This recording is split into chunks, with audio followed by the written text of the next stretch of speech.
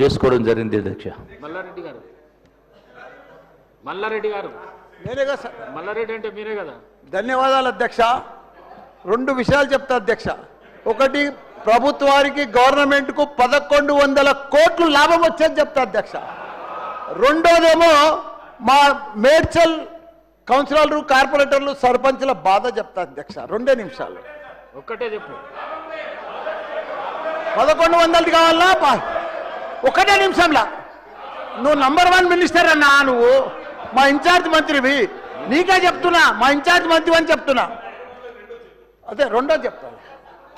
ఒకటి, మా అన్ని మాకు దిష్టి తగిలిందా ఏం తగిలిందో మా మేడ్చల్ నియోజకవర్గానికి 61 గ్రామాలు పోయి అన్ని మున్సిపాలిటీలు అయినాయి. 3 కార్పొరేషన్లు ఉన్నాయి, 7 మున్సిపాలిటీలు ఉన్నాయి. ఇంకా మనం 3 మున్సిపాలిటీలు చేసిర్రు. మాకు కౌన్సిలర్లు, కార్పొరేటర్లు అంతా కూడా 10 ఏళ్ల కోసం రిజర్వేషన్ తెచ్చినుండ్రి మా టీఆర్ఎస్ ప్రభుత్వం. ఇప్పుడు 5 ఏళ్లలోనే మొత్తం సమాప్తి చేసిరు కాబట్టి వాళ్ళంతా బాధపడుతుండ్రు. సేమ్ రిజర్వేషన్, సేమ్ కౌన్సిలర్లు, సేమ్ మున్సిపాలిటీలు, 13 మున్సిపాలిటీలు జిహెచ్ఎంసీలో కలపకుండా అట్లనే పెట్టాలన్నా. దయచేసి శ్రీధర్ అన్న, అదొక్కటి మనవి. రెండోది, మీకు లాభం వచ్చేది చెప్తా. 1100. మంత్రి గారు అధ్యక్ష నోట్ చేసుకోవడం జరిగింది అధ్యక్ష. మందుల సామ్యుల్ గారు.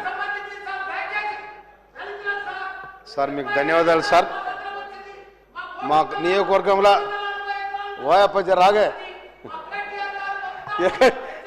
నేను కూడా పోయి కొడతా.